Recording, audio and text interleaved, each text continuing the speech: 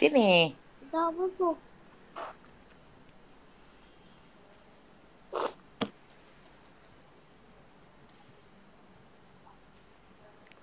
Salam sejahtera bagi kita semua.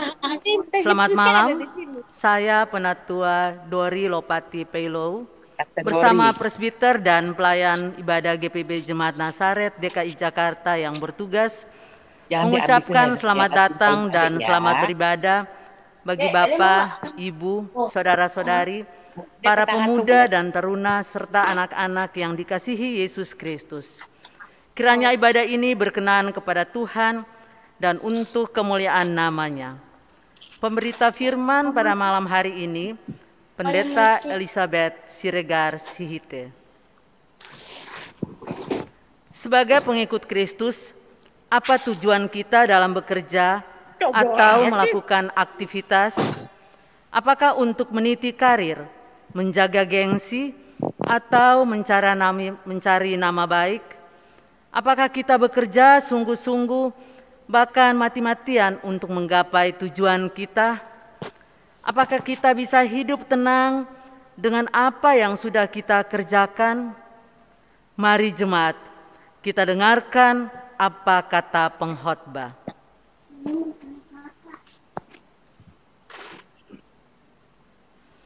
Apabila memungkinkan, mari kita berdiri, mari umat Tuhan kita datang ke hadirat-Nya dengan penuh syukur. Dengan menyanyi bersama dari Gita Bakti 10, bait pertama dan baitnya yang kedua.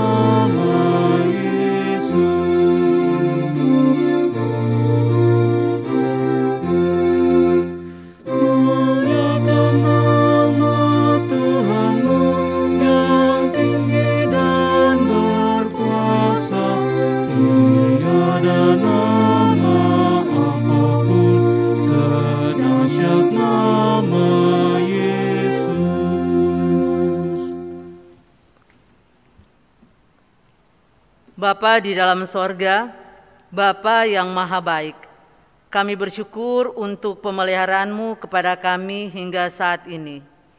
Kini kami datang untuk beribadah, memuji dan memuliakan namamu. Kuasailah hati dan pikiran kami, agar kami dapat beribadah dengan sukacita. Dalam nama Yesus Juru Selamat, kami berdoa. Amin. Dengan tetap berdiri kita akan membacakan Mazmur.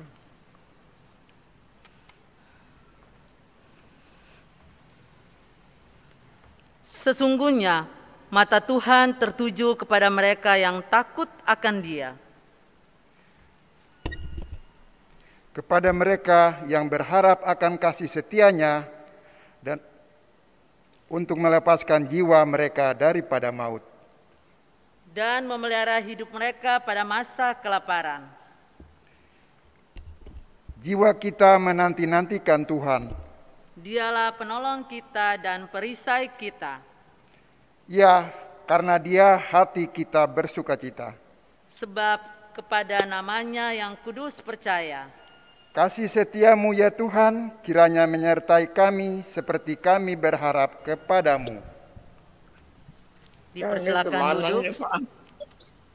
Kita menyanyi dari Kidung Jemaat 419 ayat bait pertama dan kedua sebelum kita masuk dalam pemberitaan firman Tuhan.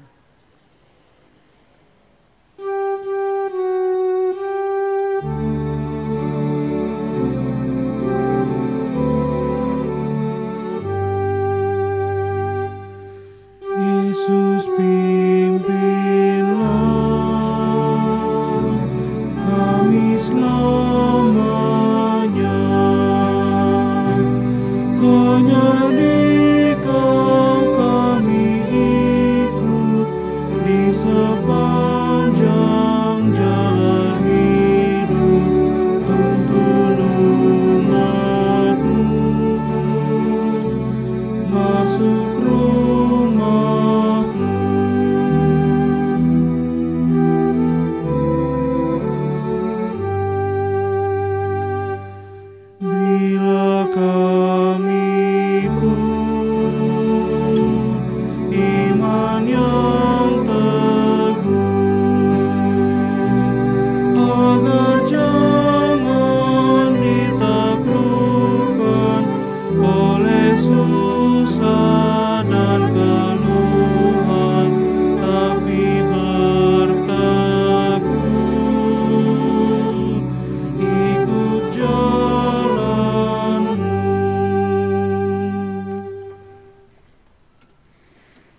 Jemaat yang dikasihi Kristus Yesus, marilah kita berdoa untuk memohon bimbingan Roh Kudus untuk pembacaan firman dan pemberitaan firman.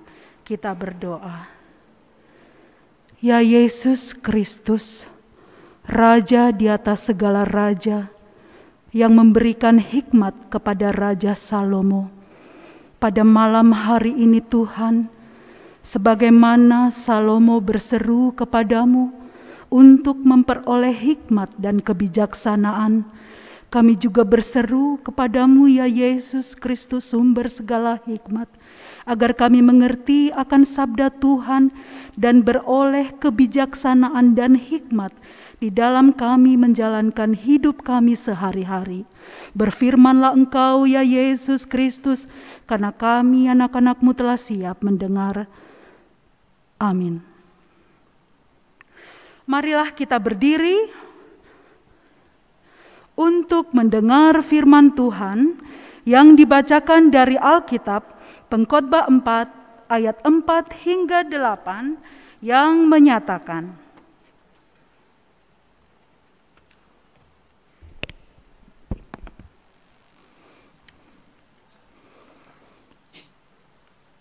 dan aku melihat bahwa segala jeripayah dan segala kecakapan dalam pekerjaan adalah iri hati seseorang terhadap yang lain. Ini pun kesia-siaan dan usaha menjaring angin. Orang yang bodoh melipat tangannya dan memakan dagingnya sendiri. Segenggam ketenangan lebih baik daripada 2 genggam jerih payah dan usaha menjaring angin. Kesia-siaan dalam hidup. Aku melihat lagi kesia-siaan di bawah matahari. Ada seorang sendirian, ia tidak mempunyai anak laki-laki atau saudara laki-laki, dan tidak henti-hentinya ia berlelah-lelah. Matanya pun tidak puas dengan kekayaan. Untuk siapa aku berlelah-lelah dan menolak kesenangan? Ini pun kesia-siaan dan hal yang menyusahkan.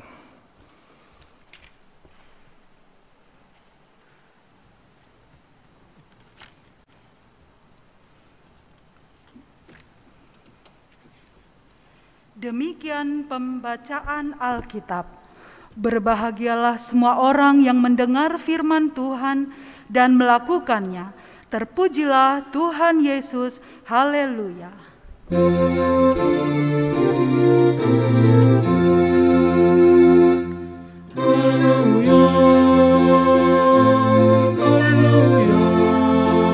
Pujilah Tuhanmu selamanya. Haleluya.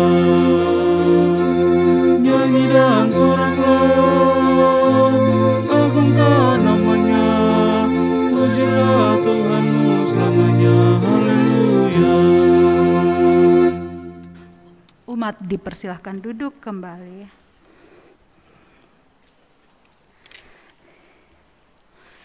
Jemaat yang dikasihi Kristus Yesus, pembacaan firman Tuhan pada malam hari ini adalah dari Perjanjian Lama, yaitu Kitab Pengkhotbah.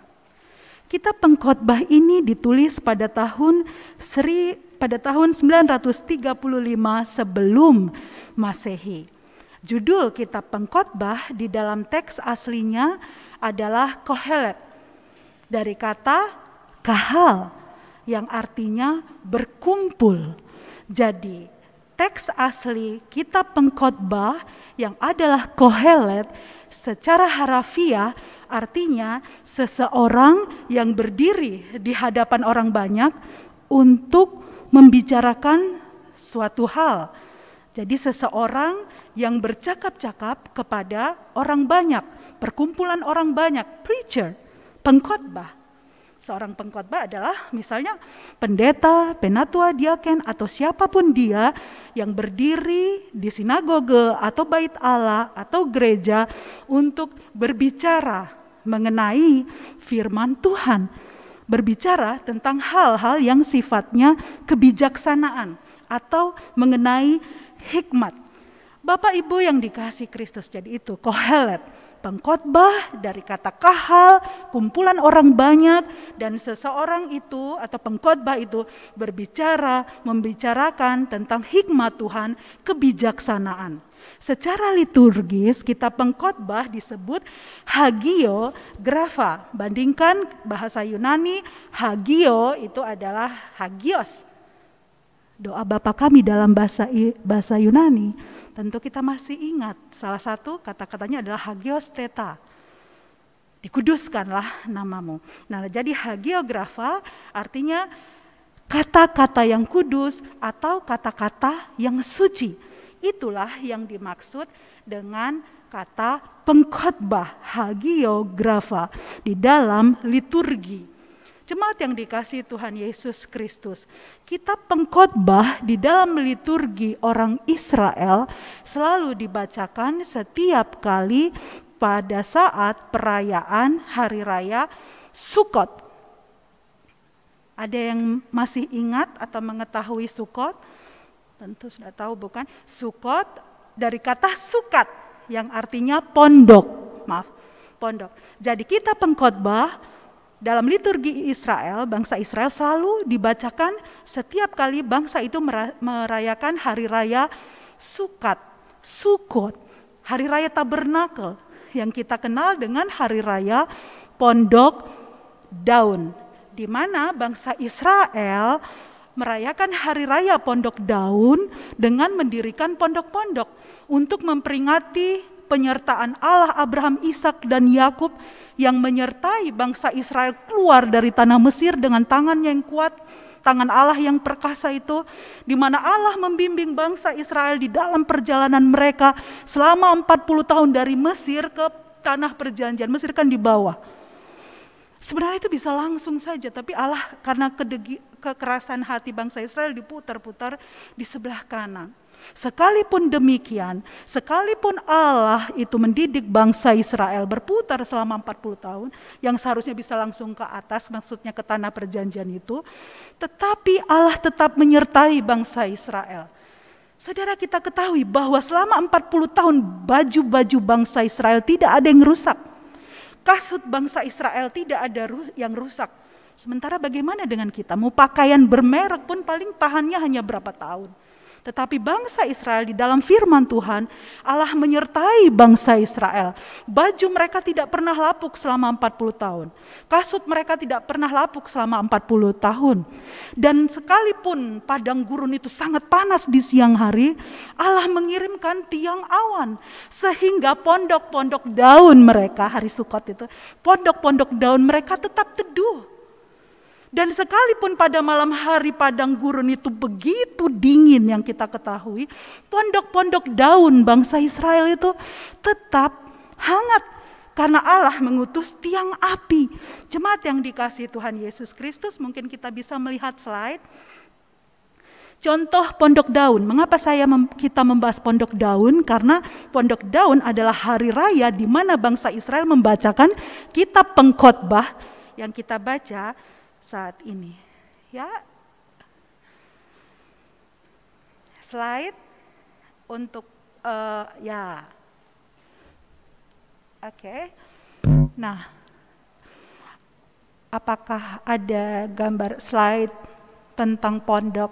Nah, mohon maaf saya tidak menggunakan kacamata. Nah, ada contoh-contoh pondok. Benar, sudah dipajang tadi. Mohon maaf, bisa diulang kembali. Terima kasih. Nah, ini adalah contoh pondok daun atau yang kita kenal dengan sukat dalam bahasa Ibrani. Dari situ kata Sukkot, perayaan hari raya Sukkot, perayaan hari raya Tabernakel. Terima kasih. Nah, ini contohnya.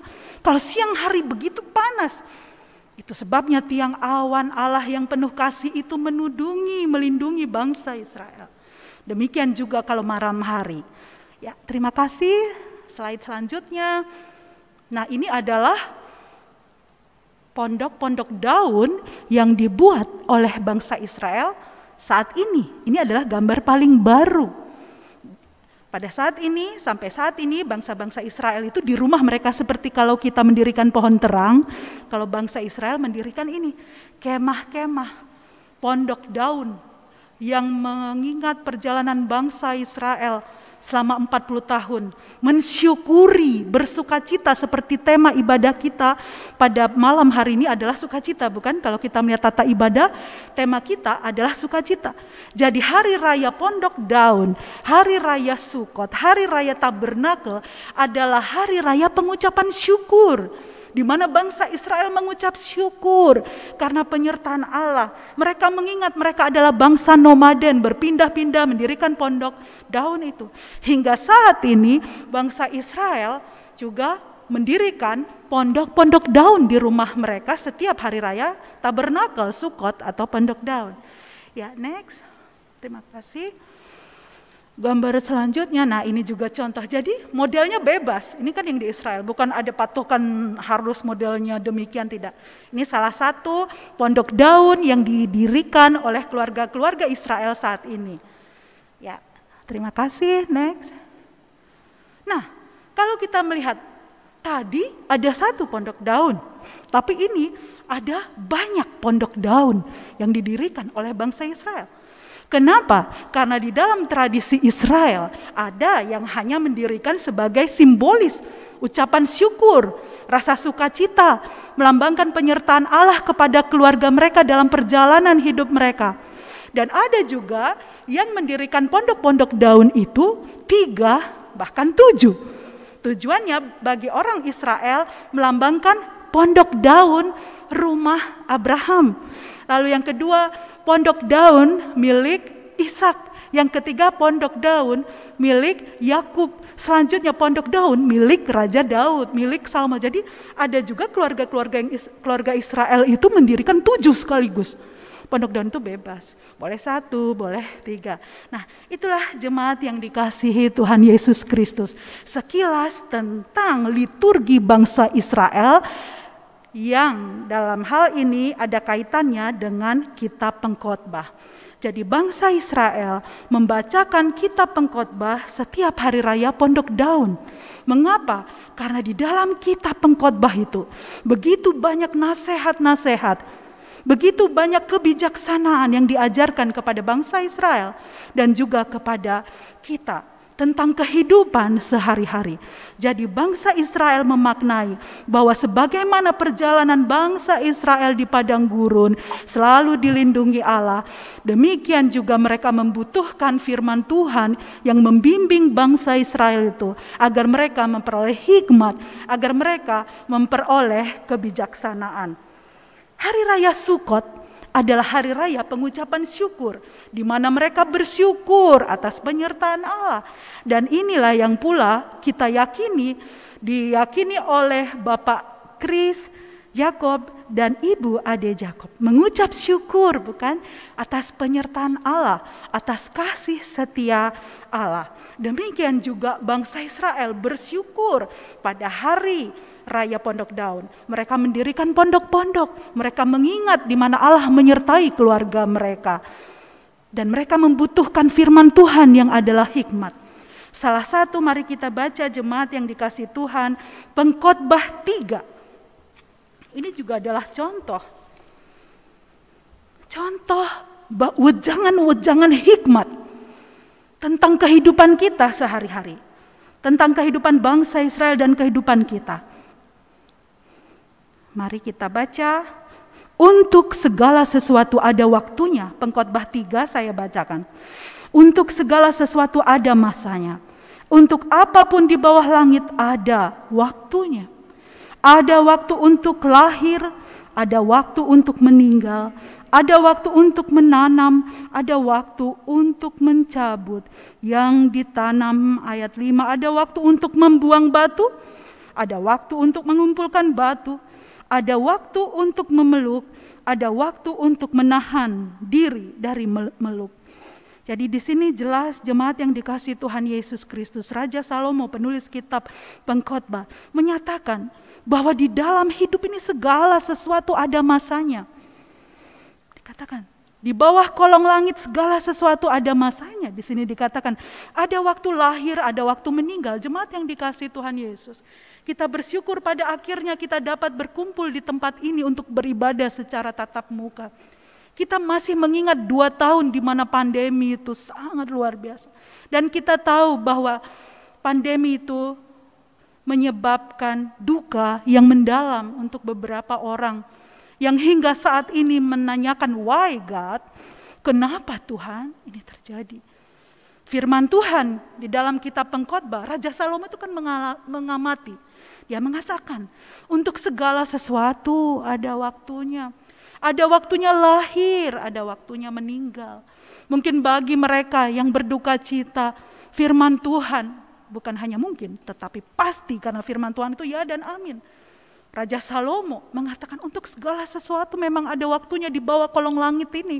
Ada waktunya lahir, tapi ada waktunya juga meninggal.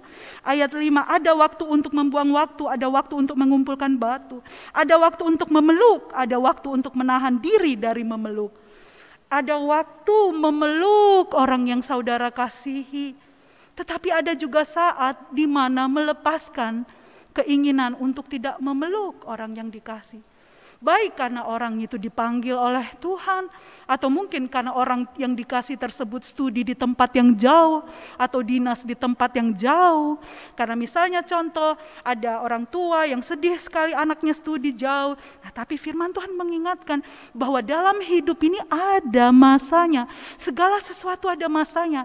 Ada saatnya kita memeluk orang yang kita kasihi itu, tapi ada saatnya menahan diri dari tidak memeluk orang yang kita kasih itu. Apapun alasannya, studi, atau karena Tuhan panggil, atau karena dinas.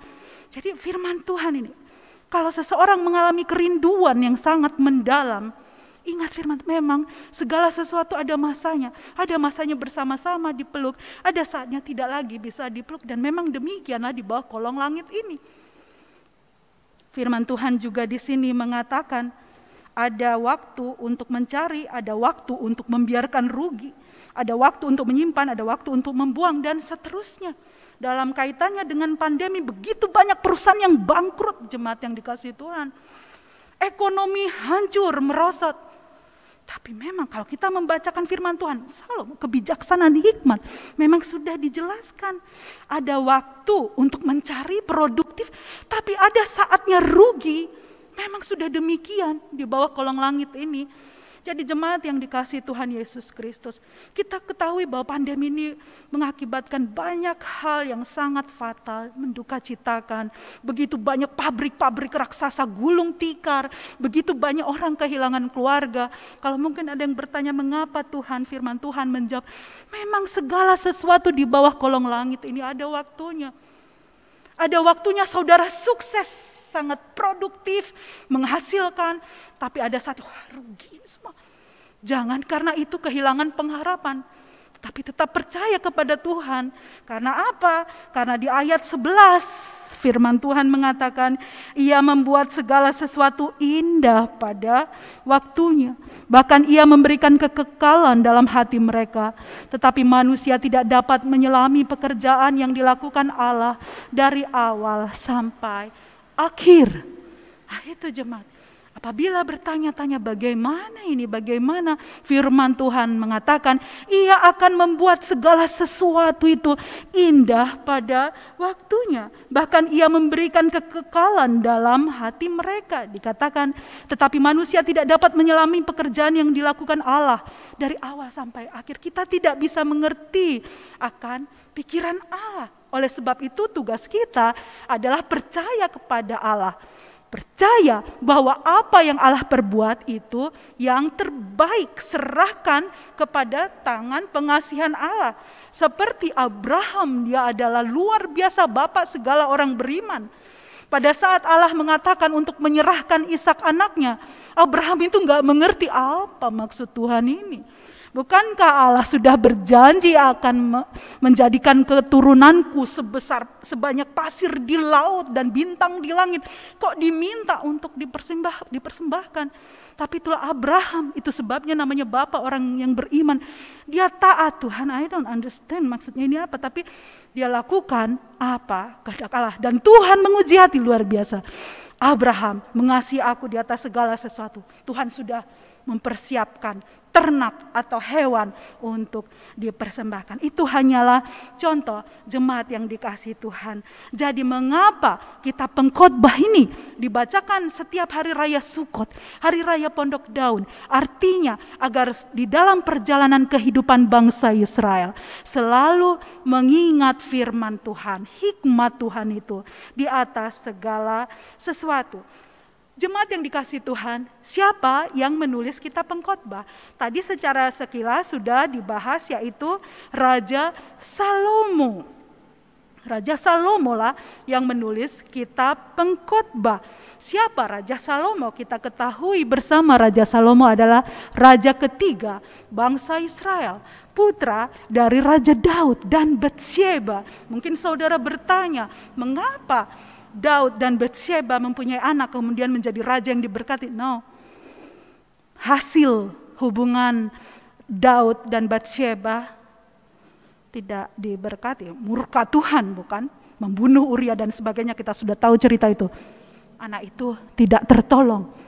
Kemudian Daud mengaku dosa di hadapan Tuhan karena telah melakukan pembunuhan terhadap Uria dan juga mengambil istri Uria, yaitu Batsyeba. Setelah Daud mengaku dosa di hadapan Tuhan, juga di hadapan Nabi Nathan yang datang menegurnya, barulah kemudian hubungan antara Daud dan Batsyeba itu diberkati oleh Tuhan. Anak mereka itulah Salomo yang diberkati oleh Tuhan.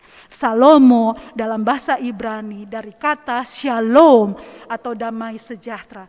Tapi karena ada hal di belakang, jadi shalomo artinya damai sejahteranya. Di belakang itu dari kata YHWH, damai sejahteranya. Shalomo artinya juga ada kesempurnaannya, karena ada kata H di belakang yang melambangkan nama YHWH, Allah yang Maha Kudus itu. Kemudian Nabi Nathan juga memberikan nama kepada Raja Salomo, yaitu Yedid. Yedid artinya yang dikasihi, yang dicintai, karena ada H di belakang jadi yang dikasihinya. Di belakang itu dari kata Yahweh. Jadi nama Salomo ada dua, yaitu Shelomoh dan Yedidah. Yedidah dari nama yang diberikan oleh Nabi Nathan. Karena Nabi Nathan itu adalah nabi yang mendampingi Raja Daud pada saat itu. Jemaat yang dikasihi Tuhan, Raja Salomo menulis kitab agung pada masa mudanya. Kitab agung. Kemudian memasuki usia senja atau lansia, Raja Salomo menulis kitab Amsal. Menjelang wafatnya Raja Salomo, dia tulis kitab pengkhotbah. Jadi ini semua khotbah dari Raja Salomo yang dicatat. Semua ini adalah khotbah dari Raja Salomo. Di masa tuanya akhirnya Salomo mengambil kesimpulan bahwa semua di bawah kolong langit ini adalah sia-sia. Kesia-siaan di atas segala kesia-siaan. Kesia-siaan dalam hidup, judul yang kita bahas pada malam hari ini. Jadi setelah Salomo memasuki masa-masa dia akan dipanggil Tuhan, disitulah Salomo mengambil kesimpulan bahwa hidup ini semua itu sia-sia. Usaha menjaring angin sia-sia. Bahkan ada teolog yang mengatakan bahwa kitab pengkhotbah ini Salomo adalah seorang yang pesimis. No, Salomo tidak pesimis, tapi Salomo mengamati bahwa di bawah kolong langit ini diamati bahwa semua itu sia-sia. Kecuali nanti titik-titik. Semua sia-sia. Tidak ada artinya. Dari mana dia tahu? Dari pengalaman pribadinya. Harta, tahta, dan wanita. Harta, Salomo tercatat adalah raja terkaya yang pernah ada di muka bumi ini. Kita tahu kalau Ratu Syeba beda ya dengan Batsyeba. Ratu Syeba itu datang membawa begitu banyak emas, intan, permata. Semua raja-raja membawa emas karena Salomo penguasanya. Dari segi harta, tahta, wanita. Itu kan yang sering menjatuhkan. Ya kalau saudara wanita ya ganti aja harta, tahta, pria. Tapi yang sering terkenal harta, tahta, wanita. Salomo harta, dia memiliki kekayaan yang luar biasa. Tahta, dia raja satu-satunya, raja yang negara adikuasa di Timur Tengah waktu itu. Harta, tahta dia punya. Kemudian yang ketiga, wanita dia punya. 700 istri resmi, 300 selir. 1000 perempuan, dan bukan hanya dari perempuan dari Israel, tapi seluruh muka bumi. Cari pengumuman, diberikan pengumuman, cari perempuan paling cantik. Nah, saudara, dan Salomo mengatakan, saya mempunyai segalanya, harta, tahta, wanita, apa yang saya tidak punya? Perempuan saya punya 1000. Nah, tapi semua itu membawa kehancuran kepada Salomo. Itu sebabnya Salomo mengatakan gak ada artinya harta, tahta, wanita kalau tidak ada persekutuan dengan Tuhan. Apakah harta membawa Salomo kepada kejatuhan? Tidak. Apakah tahta membawa Salomo kepada kejatuhan? Tidak. Tetapi wanita yang membawa Salomo jatuh kepada dosa. Karena 1000 perempuan ini, 700 istri, 300 selir itu adalah perempuan yang berasal dari negara-negara lain, penyembah berhala. Sehingga akhirnya bayangkan saudara, Salomo jatuh kepada penyembahan berhala karena rayuan istri-istrinya. Dan Salomo menyesali akan hal itu. Itu sebabnya menjelang masa wafatnya, Salomo menulis kitab Pengkhotbah. Salomo mengatakan gak ada artinya pangkat, jabatan, harta, tahta, semua perempuan dan sebagainya, atau pria kalau kita wanita. Gak ada artinya kalau tidak disertai oleh takut akan Tuhan. Salomo mengatakan demikian, kenapa? Karena pada saat Salomo bersundal atau akhirnya meninggalkan Allah Israel itu, Salomo menjadi penyembah berhala. Dia tidak lagi menjalin hubungan dengan Allah, jatuhlah Salomo. Apa yang menjadi konsekuensi kejatuhan Salomo? Bajunya dikoyakkan, bukan? Baju Salomo itu terkoyak 2. Lalu dikatakan ini adalah lambang bahwa kerajaanmu akan pecah menjadi 2. Terbukti Yerobeam dan Rehabeam. Kasihan anak Salomo itu, Rehabeam yang seharusnya raja dari 12 suku dikudeta oleh Yerobeam. Sehingga akhirnya Rehabeam, anak dari Salomo, hanya menjadi raja atas suku Yehuda. Itu sebabnya kalau di Alkitab kan Hai Yehuda, ada juga Hai Israel. Ya, karena akhirnya pecah 2. Jemaat yang dikasihi Tuhan, akhirnya Salomo menyadari akan hal itu. Harta, tahta, wanita, kekayaan, semua itu kesia-siaan di atas segala kesia-siaan. Ayat 4 yang menjadi pembacaan firman Tuhan pada malam hari ini. Dan aku melihat bahwa segala jerih payah dan segala kecakapan dalam pekerjaan adalah iri hati seseorang terhadap yang lain. Ini pun kesia-siaan dan usaha menjaring angin. Artinya menjaring angin itu useless, tidak ada gunanya. Apa yang dimaksud Salomo iri hati di sini? Dan aku melihat bahwa segala jerih payah dan segala kecakapan dalam pekerjaan adalah iri hati seseorang terhadap yang lain. Loh, apa maksudnya?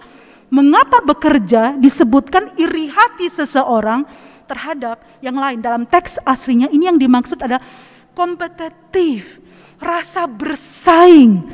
Jadi Salomo itu menyaksikan banyak orang bekerja keras karena termotivasi ingin bersaing dengan yang lain.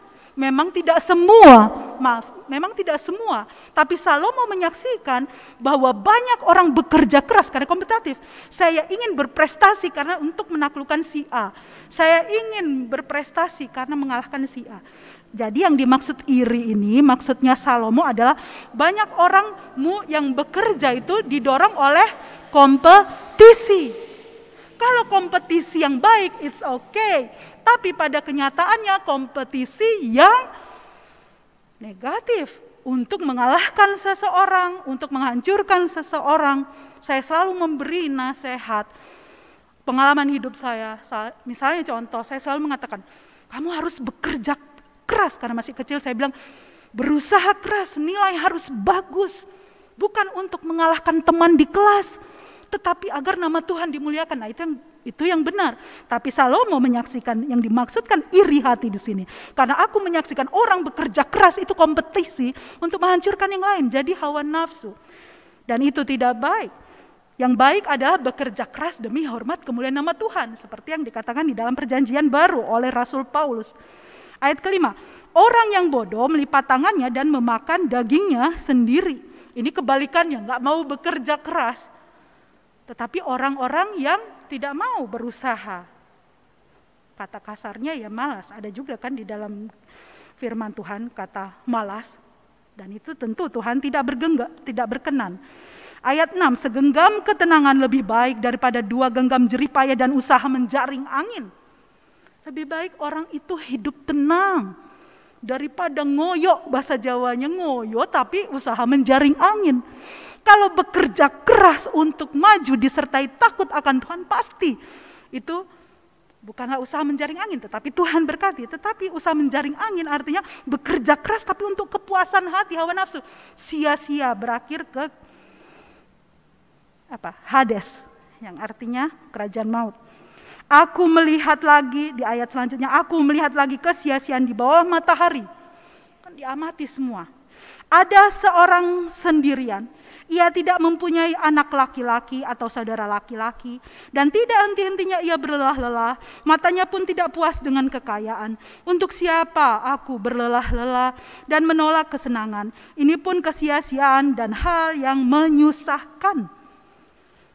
Salomo mengatakan lagi bahwa aku melihat di kolong matahari ada seorang laki-laki yang bekerja keras. Dikatakan di sini tidak mempunyai anak laki-laki. Apa yang dimaksudkan di sini? Ini adalah ungkapan, perumpamaan, bukan berarti pria itu nggak punya anak. Tetapi di sini Salomo berkhotbah kepada jemaat bangsa Israel mengenai kehidupan seorang ayah yang selalu dan teramat sangat sibuk bekerja, sehingga seolah-olah tidak punya anak, tidak punya istri, tidak punya keluarga, lupa dengan keluarganya. Ini yang dimaksudkan, kan Salomo berkhotbah. Pada saat itu, aku melihat di bawah kolong matahari ada laki-laki, dia tidak punya anak. Artinya apa? Bukan gak punya anak secara fisik. Itu hanya simbol. Salomo berbicara tentang seorang pria, tentang seorang suami, tentang seorang ayah yang terlalu bekerja keras. Ini kan tentang kerja. Lupa akan keluarganya, mengejar hal yang sifatnya materi.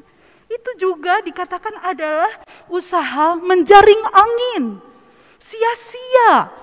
You work, bekerja mulai muda sampai pensiun itu adalah baik. Tetapi bukan berarti melupakan anak di rumah atau jarang-jarang pulang. Tapi puji Tuhan, jemaat Nazaret tidak ada yang demikian. Saya hanya menafsirkan berdasarkan Roh Kudus. Dan memang arti dari ayat 8 ini, bahwa ada seorang suami yang terlalu bekerja keras sehingga dia lupa menanyakan, "Hei, bagaimana kabar sekolahmu?" Ya bukan, tiba-tiba anaknya sudah mau wisuda, akhirnya dia nyesel. Waduh, di mana itu masa-masa tahun itu pergi? Masa-masa anak masih SD, masa-masa anak masih SMP. Bekerja keras itu adalah baik. Firman Tuhan mengatakan siapa tidak bekerja janganlah ia makan. Bekerja keras etos kerja itu adalah baik. Tetapi yang firman Tuhan katakan di sini, jangan sampai melupakan Tuhan dan jangan sampai juga melupakan keluarga. Ini bukan hanya kepada bapak, tetapi juga kepada ibu, kepada istri, kepada kita semua. Jemaat yang dikasihi Tuhan Yesus, itu salah satu wejangan hikmat dari Raja Salomo. Akhir kata di atas segala sesuatu adalah di Pengkhotbah 12. Jemaat yang dikasihi Tuhan, ada teolog mengatakan bahwa kitab Pengkhotbah ini adalah kitab pesimis. Sebenarnya bukan kita pesimis kalau kita tahu maksud Raja Salomo itu apa. Pasal 12. Salomo mengatakan, ingatlah akan penciptamu pada masa mudamu. Jadi Salomo mengajarkan kepada kita semua, kepada bangsa Israel, kepada jemaat Nazaret, ingat Tuhan pada masa mudamu. Sebelum tiba hari-hari malang dan mendekat tahun-tahun yang kau katakan, tak ada kesenangan bagiku di dalamnya. Sebelum matahari dan terang, bulan dan bintang-bintang menjadi gelap, dan awan-awan datang kembali sesudah hujan. Pada waktu penjaga-penjaga rumah gemetar, dan orang-orang kuat membungkuk. Apa itu maksudnya? Dan perempuan-perempuan penggiling berhenti karena berkurang jumlahnya. Dan yang melihat dari jendela semuanya menjadi kabur. Ini semua adalah kata kiasan. Pada waktu penjaga rumah gemetar dan orang kuat membungkuk. Artinya Salomo mengatakan, ingatlah penciptamu pada masa mudamu. Saat engkau muda, saat engkau masih kuat. Jangan hanya pada saat sisa-sisa umurmu. Dikatakan pada waktu penjaga rumah gemetar, artinya ciri orang yang sudah sangat tua, biasanya kan totofore, orang Manado bilang totofore atau gemetar, bukan? Nah, di sini dikatakan, dan orang-orang kuat membungkuk, biasanya orang yang sudah tua membungkuk, tapi puji Tuhan tidak semua yang demikian ya. Masih banyak yang tegap, tapi pada umumnya orang-orang yang sudah lanjut usia agak sedikit membungkuk. Dan perempuan-perempuan penggiling berhenti karena berkurang jumlahnya. Maksudnya apa ini perempuan penggiling berhenti karena kurang jumlahnya? Gigi. Jadi ini banyak menggunakan kiasan Raja Salomo. Perempuan-perempuan penggiling berhenti karena berkurang jumlahnya, artinya sebelum jumlah gigi kurang. Orang-orang yang tua biasanya giginya jumlahnya berkurang. Yang melihat dari jendela semuanya menjadi kabur. Ya kan? Penglihatan saya saja kalau melihat tadi begini. Gak pakai kacamata, penglihatan saya menurun karena saya sudah mulai tua. Itu kata Salomo. Ingat Tuhan pada saat masih kuat. Pada saat kita masih sehat, kan?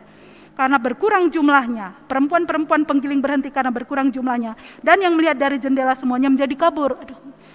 Saudara, ada orang masih muda malas baca Alkitab. Setelah dia lansia, matanya sudah tidak jelas. Dia berseru, Tuhan, saya sudah tidak bisa baca Alkitab lagi. Dia menyesal. Itu kisah nyata. Maksud Tuhan di sini, mumpung mata kita bisa baca Alkitab, bukan mumpung, tapi selagi mata kita bisa membaca Alkitab, kita baca. Dan pintu-pintu di tepi jalan tertutup dan bunyi penggilingan menjadi lemah dan suara menjadi seperti kicau burung dan semua penyanyi perempuan tunduk. Juga orang menjadi takut tinggi dan ketakutan di jalan, pohon badam berbunga dan sebagainya. Perata-perata berkeliaran di jalan dan sebagainya. Raja Salomo mengingatkan kepada kita, ingatlah penciptamu sejak masa mudamu, didiklah anak cucumu untuk mencintai Tuhan. Saya bersyukur sekali, saya melihat ada anak masih muda bekerja untuk melayani Tuhan. Ya bukan, saudari? Nah ini contoh, ingatlah penciptamu pada masa mudamu. Itu contoh. Jangan saya mau melayani Tuhan tapi lutut sototofore lah, gimana? Sejak masih muda gak mau melayani Tuhan. Kemudian tadi saudari Mima, ya betul Mima, ada di WA grup saya. Tadi bekerja untuk Tuhan di masa mudanya. Saya kurang paham secara teknologi tapi Mima datang, style ini. Itu contoh melayani Tuhan sejak masa muda, and that's so wonderful.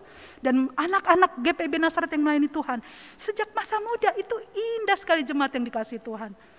Hal yang terindah dalam hidup ini adalah bila sejak masa muda kita mempersembahkan hidup kita kepada Tuhan. Itu yang Salomo maksudkan, dan akhir kata dari semua itu Salomo juga mengatakan ayat 12, lagi pula anakku, waspadalah, membuat banyak buku tak akan ada akhirnya, dan banyak belajar melelahkan badan. Bukan berarti Salomo melarang orang belajar. Oh, lihat pasal 1. Pengetahuan, takut akan Tuhan adalah permulaan pengetahuan, menekankan pendidikan. Tetapi maksud Salomo di ayat 13, akhir kata dari segala yang didengar ialah, takutlah akan Allah dan berpeganglah pada perintah-perintahnya. Karena ini adalah kewajiban setiap orang. Jadi memang sekilas, kalau teolog-teolog itu mengatakan bahwa kitab pengkhotbah itu kitab pesimis, ya kalau sekilas. Tetapi kalau kita membaca sampai habis, kitab pengkhotbah bukanlah sebuah kitab pesimis. Tetapi apabila Salomo mengatakan kesia-siaan di atas segala kesia-siaan, bekerja mati-matian, membuat banyak buku mati-matian, itu tidak akan sia-sia bila takut akan Tuhan.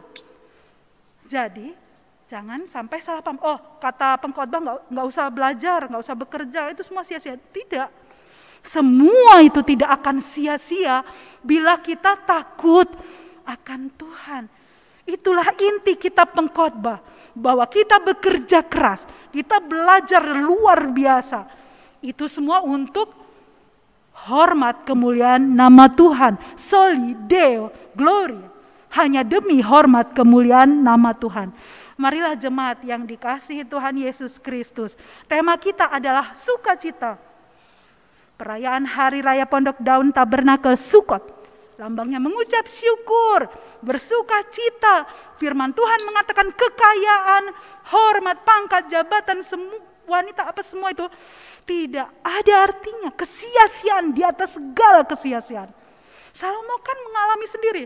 Saya punya tahta, saya punya harta. 1000 istri, 700 istri, 300 selir.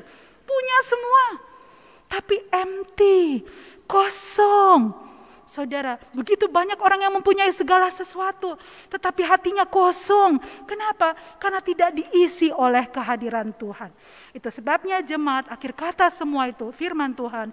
Marilah kita bekerja sekuat tenaga. Sebagai mahasiswa, sebagai murid sekolah, belajar demi hormat kemuliaan nama Tuhan.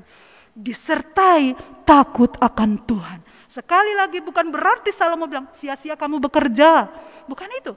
Karena Salomo juga mengatakan, muliakanlah Tuhan dengan harta bendamu. Jadi bukan berarti Salomo itu melarang kita mencari harta, bekerja, tidak. Tetapi sia-sia semua itu bila tidak disertai takut akan Tuhan. Terpujilah Tuhan kita kekal selamanya. Amin.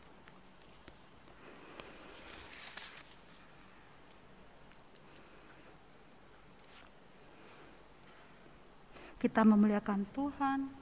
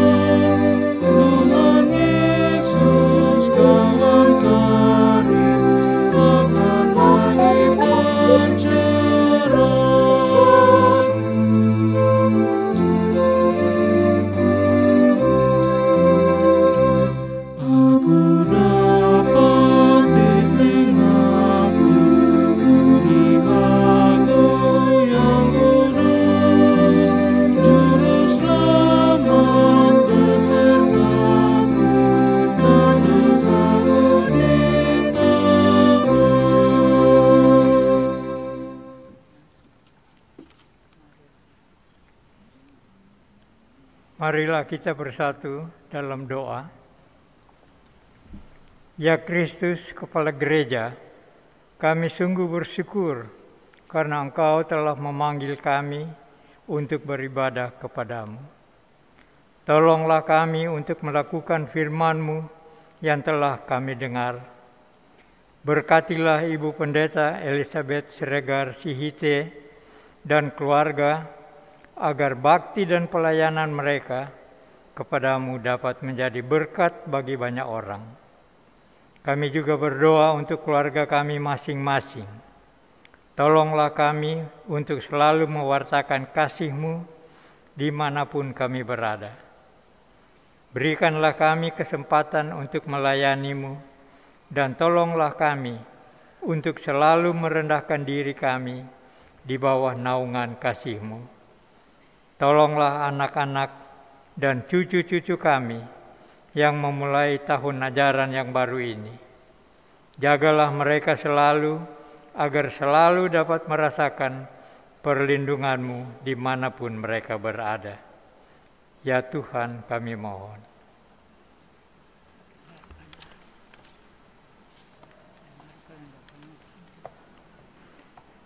Ya Kristus, Raja Semesta, kami bersyukur atas pertolongan-Mu bagi bangsa dan negara kami.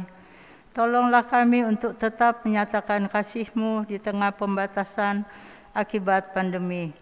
Kami berdoa untuk pemerintah dan tenaga medis yang terus berusaha menekan penyebaran varian baru dari virus Omikron. Berilah kami kesabaran dan ketulusan dalam menerapkan protokol kesehatan, sehingga kami pun dapat menyelamatkan anggota masyarakat yang tidak bisa divaksin. Kami juga berdoa untuk penanggulangan wabah PMK pada ternak.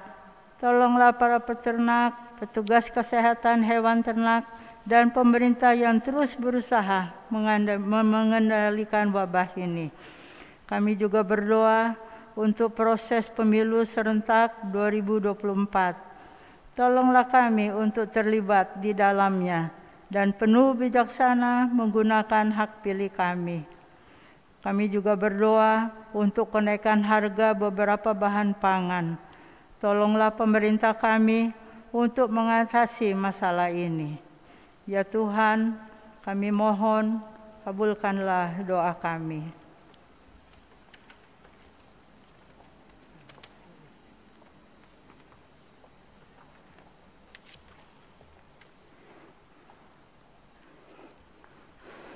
Bapa yang Maha Kudus, kami mengucap syukur ya Tuhan. Engkau telah mendengarkan seruan doa kedua hamba-Mu yang setia, yaitu Bapak Kris Jakob dan Ibu Ade Jakob. Terima kasih ya Tuhan, sebagaimana tema di hari ini adalah sukacita, berbicara tentang kitab Pengkhotbah yang selalu dikumandangkan setiap hari raya Pondok Daun, yaitu hari raya Sukot dan Tabernakel, di mana keluarga bangsa Israel mengucap syukur dan bersuka cita karena penyertaan Allah. Itu juga yang berlaku bagi keluarga Bapak Kris Yakob dan Ibu Ade Yakob, di mana Engkau ya Yesus Kristus Gembala kami yang agung selalu dengan penuh setia hadir di tengah-tengah keluarga besar Bapak Kris Yakob dan Ibu Ade Jakob. Kami percaya Engkau memegang tangan kanan Bapak Kris Yakob dan Ibu Ade Jakob beserta dengan segenap keluarga. Engkau melindungi keluarga besar Bapak dan Ibu Kris Jakob agar keluarga ini tetap ada di hadapan-Mu untuk selama-lamanya. Demikian doa yang dinaikkan oleh hamba-Mu, yaitu Raja Daud, di mana Raja Daud ingin mendirikan bait Allah karena Raja Daud melihat bahwa tabut perjanjian hanya ada di kemah suci. Daud tidak tega, dia mengatakan, masa aku tinggal di sebuah istana yang terbuat dari kayu aras yang mahal, sedangkan tabut perjanjian hanya di bawah tenda. Oleh sebab itu Daud ingin membangun bait Allah, dan Allah berkenan putranya lah Salomo yang membangun bait Allah. Kami percaya bahwa berkat itu juga tercurah bagi Bapak Kris Jakob dan Ibu Ade Jakob. Berkat yang sama pula tercurah bagi kami semua yang hadir pada saat ini. Kami berdoa bagi Ibu Pendeta Marlen, Ketua Jemaat yang Engkau utus di Jemaat GPIB Nazaret untuk menggembalakan kami kawanan domba. Berikanlah berkat yang melimpah kepada Ibu Pendeta Marlen, sukacita serta kesehatan untuk melayani Engkau sampai masa tua, sampai Tuhan Yesus datang yang kedua kali. Kami berdoa bagi mereka yang sakit, Ibu Ismiati Aritonang, Bapak Rensi Supu Sepa, Bapak Denny Adam, Mirel Priscilla Yusuf, Bapak Butar-Butar, Ibu JAL Kandowaro, Bapak Karel Van Prak, Bapak Yos Manuhutu, Ibu Mariam Porayo, Ibu Diana Oro, Ibu Angel Oro, Bapak Alexander Rega, Ibu Titi Nugroho Said Suyud, Ibu Yudit Tambunan Marlisa, Ibu Rein de Fretes, Ibu Teli Wenas Palailu, Ibu Poyoh Oleh, Ibu Rustam Maji, Ibu Heni Silain, Katian Dago, Ibu Desire Manangka, Bapak Yohanes Auri, Ibu Berta Bakarata Rigan. Engkau mengenal anak-anak-Mu ini Tuhan, sempurnakanlah kesehatan mereka. Bagi mereka pun yang sakit dan telah lanjut usia yang kami tidak sebut pada malam hari ini, Engkau Gembala yang agung, mengetahui nama mereka satu persatu. Jamahlah mereka Tuhan, dan kami percaya Engkau selalu ada bersama dengan mereka. Kami mendoakan bagi semua anak-anak-Mu yang hadir di gedung gereja GPIB Nazaret, juga mereka yang hadir secara online. Berkatilah ya Tuhan. Kami percaya kami tidak melihat Engkau, namun Engkau ada bersama kami pada saat ini. Terima kasih Tuhan Yesus yang baik. Ya Tuhan, dalam pengasihan-Mu kami mohon, peliharalah kami di dalam kasih Yesus Kristus, Tuhan dan Juru Selamat yang telah mengajar kami berdoa. Bapa kami yang di surga,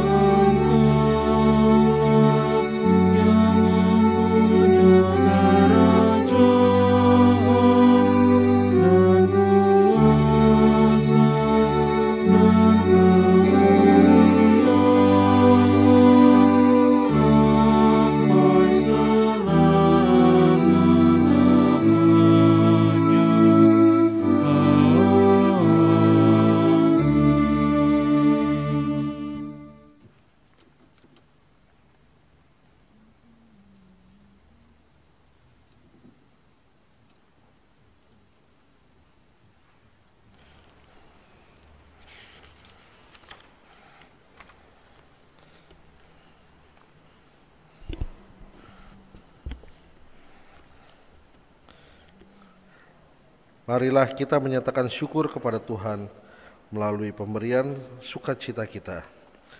Firman Tuhan dalam 1 Korintus 6 ayat 19 hingga yang 20 menyatakan, "Atau tidak tahukah kamu bahwa tubuhmu adalah bait Roh Kudus yang diam di dalam kamu, Roh Kudus yang kamu peroleh dari Allah, dan bahwa kamu bukan milik kamu sendiri, sebab kamu telah dibeli dan harganya telah lunas dibayar. Karena itu, muliakanlah Allah dengan tubuhmu."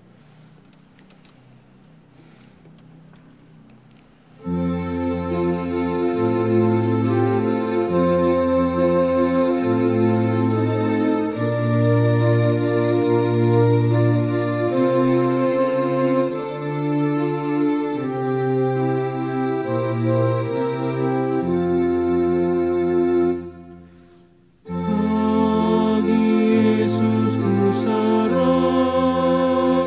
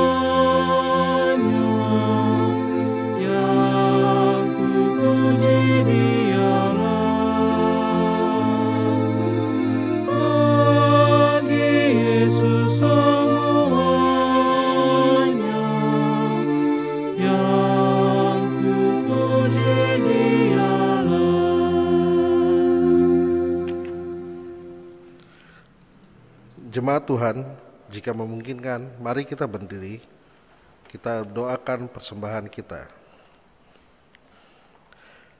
Bapa di dalam surga, terimalah syukur hati kami, umat-Mu yang telah Kau selamatkan. Mampukanlah kami agar dapat mempersembahkan diri kami kepadamu, sehingga dengan tubuh, jiwa, dan roh kami dapat melayani-Mu dengan setia. Amin. Bapak Ibu silakan duduk kembali.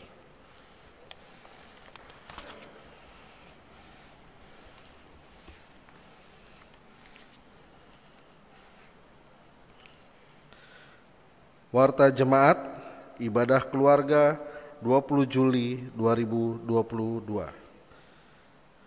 Ibadah syukur HUT ke-72 Pelkat Gerakan Pemuda GPIB. Dalam ibadah Minggu 24 Juli 2022 pukul 10 dan pukul 17 akan dilaksanakan juga dalam rangka HUT ke-72 Pelayanan Kategorial Gerakan Pemuda GPIB. Dalam ibadah menggunakan tata ibadah khusus yang dikeluarkan oleh Majelis Sinode GPIB. Ibadah Minggu Kreatif dalam rangka hari ulang tahun GPIB ke-72 tahun, pengurus Gerakan Pemuda GPIB Nasaret Jakarta mengundang seluruh jemaat untuk hadir dan berpartisipasi dalam kegiatan ibadah Minggu Kreatif yang bertema GPIB Siap Memimpin yang akan dilaksanakan pada Minggu 24 Juli 2022 pukul 10 dengan pelayan firman Pendeta Cindy Tumbelaka Van Munster. Mohon partisipasi dari para jemaat untuk berpartisipasi dalam ibadah tersebut. Tuhan Yesus memberkati. P2DP 2022-2027. Panitia Pemilihan Diaken dan Penatua Masa Bakti 2022-2027 GPIB Jemaat Nasaret DKI Jakarta menyampaikan tahap pemilihan dan suara gembala sebagai berikut.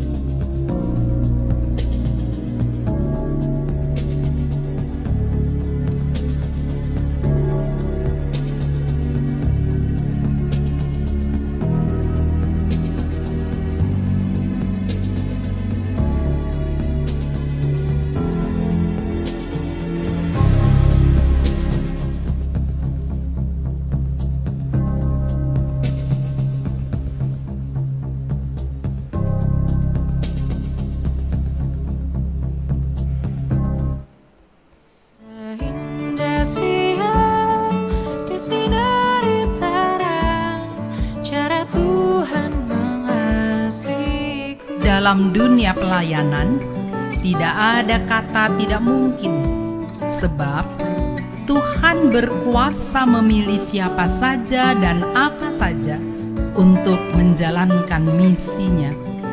Tuhan memilih ikan besar untuk menolong Yunus.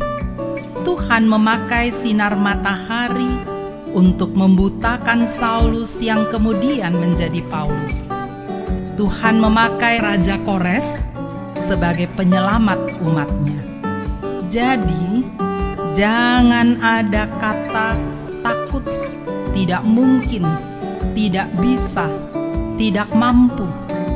Jika Tuhan memilih kita, percayalah, kita pasti dapat melakukan tugas tersebut. Jika Dia berkenan mau memakai kita, sekali lagi, jangan katakan saya tidak bisa, jangan katakan saya takut. Dia yang memanggilmu akan menyediakan semua yang dibutuhkan untuk dapat melakukan tugas-tugas tersebut. Percayalah bahwa saat Ia memilihmu, semesta alam akan menjadi pendukung dan penopang tugas pelayananmu. Cara Tuhan mengasihiku.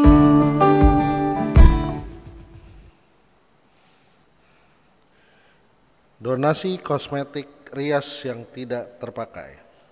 Dalam rangka hari ulang tahun ke-72 Pelkat Gerakan Pemuda GPIB, Pelkat Gerakan Pemuda GPIB Nasaret bekerja sama dengan organisasi Maraton Kebaikan mengadakan aksi pengumpulan kosmetik rias wajah yang sudah tidak terpakai lagi.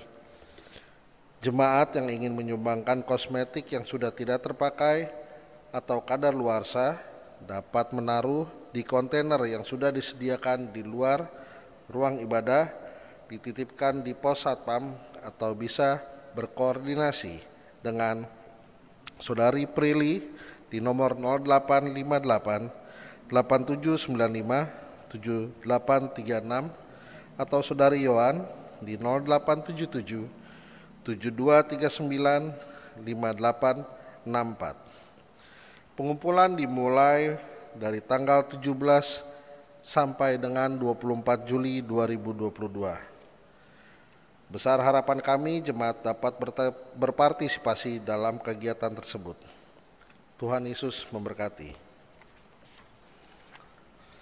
Renovasi tahap 3 gedung gereja dan pastori.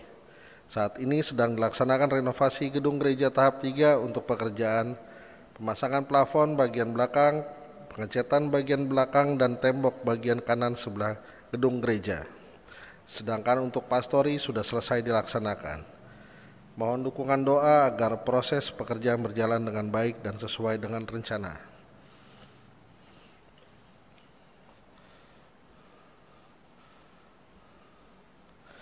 Ibadah Pelkat PKP Gabungan.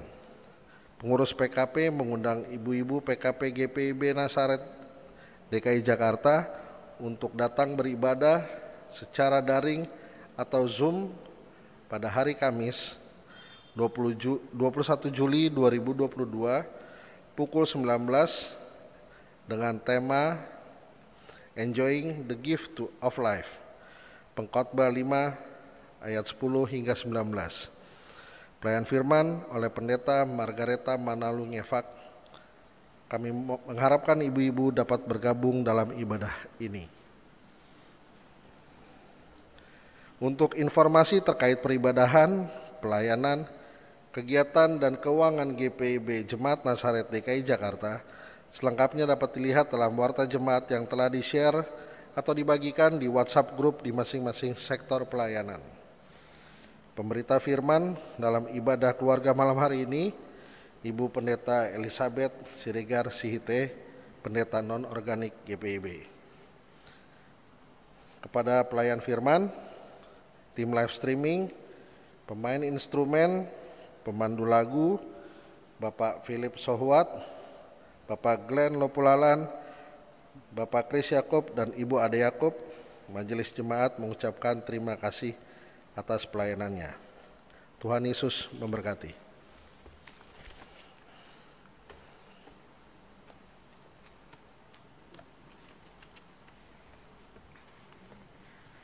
Jemaat, jika memungkinkan, mari berdiri.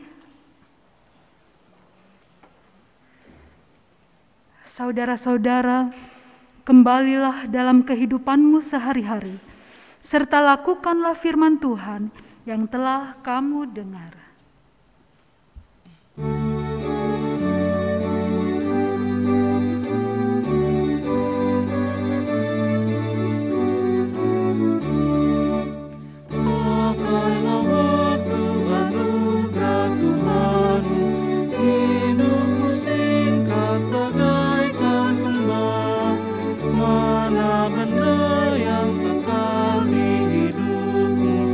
Hanya kasih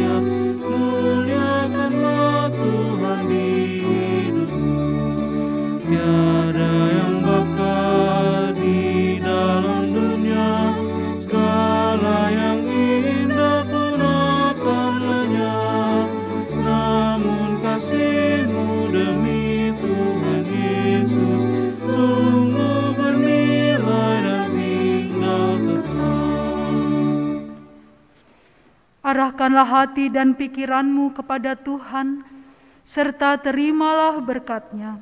Kasih karunia Tuhan Yesus Kristus dan kasih Allah dan persekutuan Roh Kudus menyertai kamu sekalian.